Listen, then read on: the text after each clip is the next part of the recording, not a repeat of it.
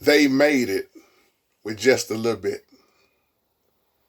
Think about it. They made it with just a little bit. I want to talk about our older people for a moment. Or if you grew up like me, thumbs up, say amen. Because with all the new technology, this is just a real talk video. So many people depend so much on technology. If it was to go away tomorrow, they would be so lost.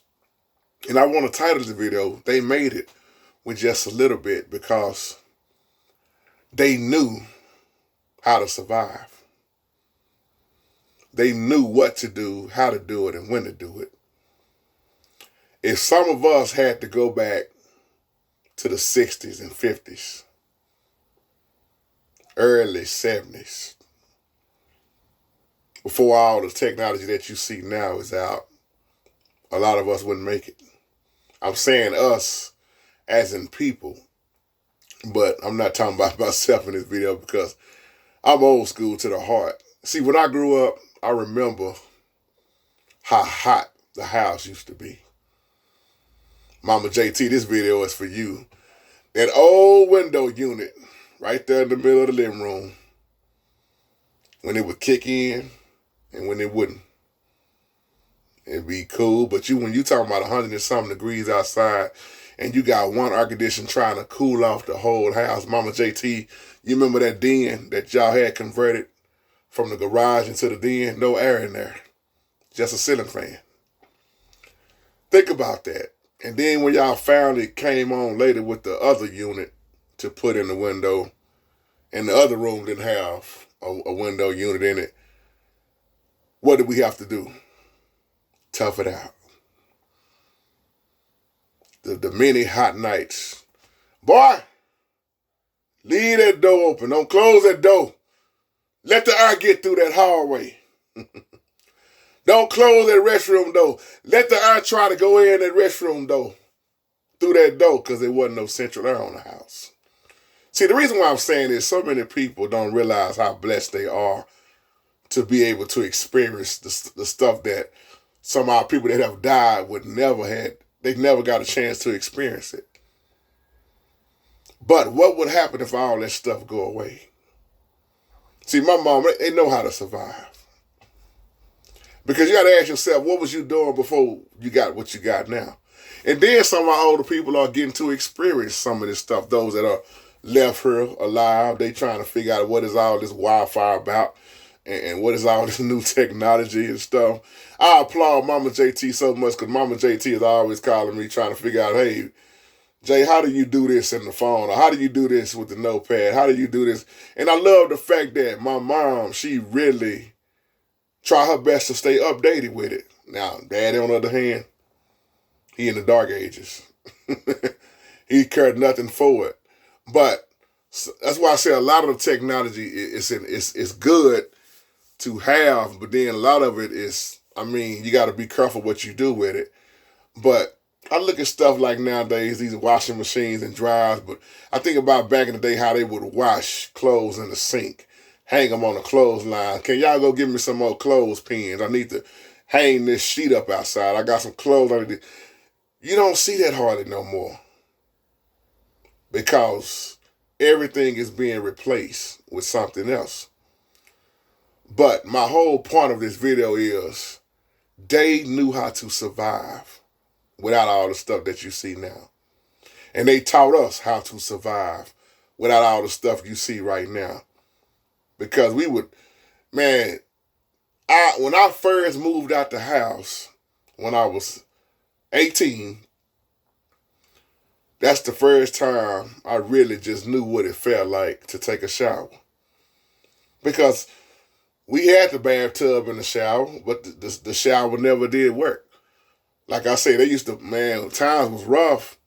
Mama, y'all know what I'm talking about boiling that hot water, boiling to get the hot water on that old gas stove, just to pour in the tub to make the water hot when things wasn't right. And I just reflect back Mama JT over all that stuff, and I'm just so grateful. And I know that's why I am the man I am today, with being very grateful over little things. I don't take little things for granted because your little things is my big things. I wouldn't take no hand-me-downs, JT. I would.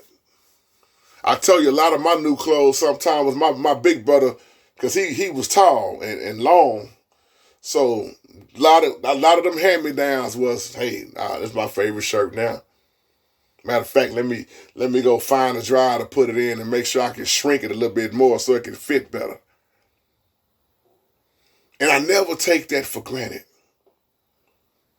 While I was looking at a lot of my homeboys getting all this high-tech stuff, and it's like, I always been the laid-back one, like, I don't have to have that. And you know what, even to this day, I don't have to have that.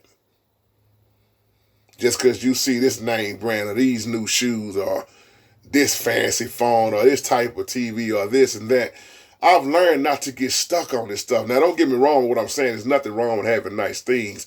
But the problem comes into play is when them nice things start having you. And now, just like I see people spending all this money on these iPhones, man, me personally, I can't do it.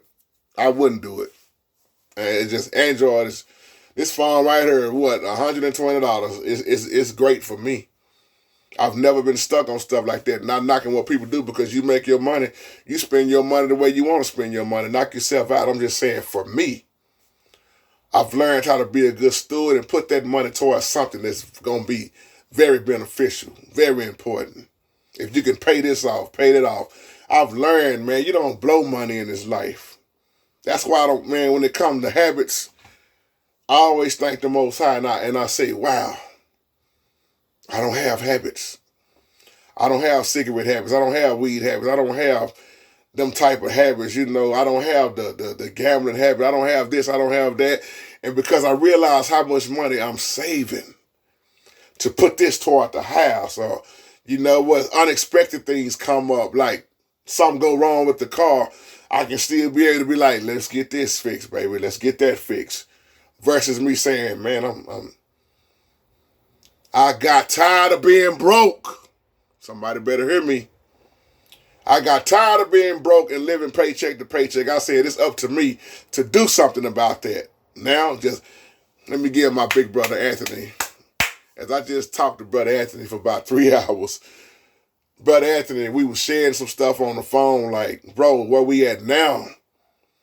Man, I wish some of my older people that passed away could have got a chance to experience some of the things we seeing right now and that we have right now. But even with that being said, they still, they lived their life and they was just as happy.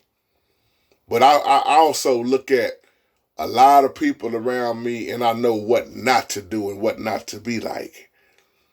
So it's just, they made it with so much little. And sometimes you got to realize less is best, because a lot of times more money, more problems. The love of that money is the root of all evil. And a lot of people, well, JT, if I just had a lot of money, man, all my problems will be solved. Really? Now, don't get me wrong. Even the Bible say money solves everything. But once you rightly divide the word, the Bible also say the love of money is the root of all evil. It'll become your master. You can't serve two. You'll love one and hate the other. Which one are you serving? How much money are you trying to get? When is enough really enough? So I thank the Most High for our elders that paved the way and showed us growing up, brother, you don't need all that. I mean, like I say, there's nothing wrong with providing for your family and wanting your family to have nice things, but remember this. That stuff, what is it going to be in the long run? That's why I'm so old school. Boy, you still got that truck? Yep. Mm-hmm. Man, I'm tired of paying this note, man. Like,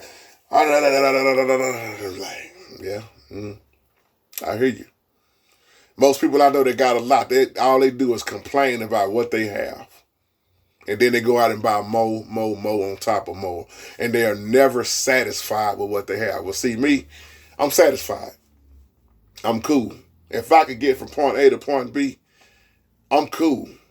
Whether this a 1998 or a 1953, I'm cool. It's still going to do the same thing. Roll. Get me to my destination.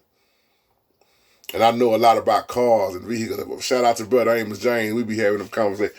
My old man used to work on cars, so my uncle worked on cars. I was always around mechanics, so that's why a lot of stuff I can do, even with my situation with my hand being like it is, I still get up under the hood and do a lot of things that I shock myself with, but that's just the Holy Spirit showing me, boy, you ain't handicapped. So I learned from the old school, man, how to get by. And I don't even want to say get by. Let me just say live and survive without having a whole lot. And I teach my wife this all the time. She will tell you, I teach her all the time, you don't need a whole lot of this stuff. Now, this younger generation, ain't nothing I can really do about that because a lot of them, their mind is made up with the technology. You take their phone away from them, they lost. I don't know my contact. I still got everything rolled down there in there on my pen and pad. Cause see, I remember a time when there wasn't no Google Maps. It was the books. You pull over and get that atlas, them road maps. You get them, I forgot the name of it, my mind went blank, but y'all know what I'm talking about to those that used to drive before all this stuff come out. Now you got the GPSs and stuff. Our GPS was a book. And you had to know them streets because it wasn't no signals, it wasn't no internet, it wasn't no look in your phone. It was you better pull over and figure out where to go next because, man, this street done cut off. The book ain't updated. But see, everything is digital now. So they made it with so much less. I remember my mom walking to that store, man, picking up them groceries. She never did want to ride. No, everybody offered her a ride, Brother K. Ray. What she would say, I'm good walking, because that was her exercise. And she'll, little old bitty self, she would walk with them groceries in her hand. And foods you never had to worry about. They always cook for more than one family. You go over K. Ray house, man, mama and I cooking like 10, 15 families over there. So they knew how to survive. They knew how to live. And they taught us how to do that without having a whole lot. A lot of them, they paid their houses off. A lot of them didn't. And that's one thing we have to look at while we are as parents. We have to realize, are you going to leave your family a will or a won't? Or you want to leave them in debt? And when somebody passes, that's the biggest fight that comes. Now everybody want to fight over this and over that. Who gonna get the house? Who gonna get the car? And that's how it is. But they made it with just a little bit. And the crazy thing is, before I wrap this video up, a lot of stuff that the new generation doing now and wearing it's funny to me because just like holes in your jeans, that's a style now. It's been a style for a while now. And I remember my old man and my papa saying one time, hell, if I knew there was going to be a style, they could have paid me. But see, they hoes in their jeans wasn't on purpose. It was because they scraped themselves working or something, or something happened, or the jeans got so old. But now holes in the jeans is a style. Look at how Mr. T wore the mohawk years ago. Now look at how the mohawk went back in style for I don't know how long now. Even a lot of women started wearing the mohawk. But they did it original. They did this stuff way back then. And they took the most simple things and showed us by paving the way. If you don't have this, you can do it this way. If you can't do it this way, you can do it that way. And that's why I love being around country folks, for real. Very, very creative. So with that being said, I can say a whole lot more, but I'm going to get on out of here. Hope that this blesses somebody. Sometime less is best. Remember that. Shalom, family.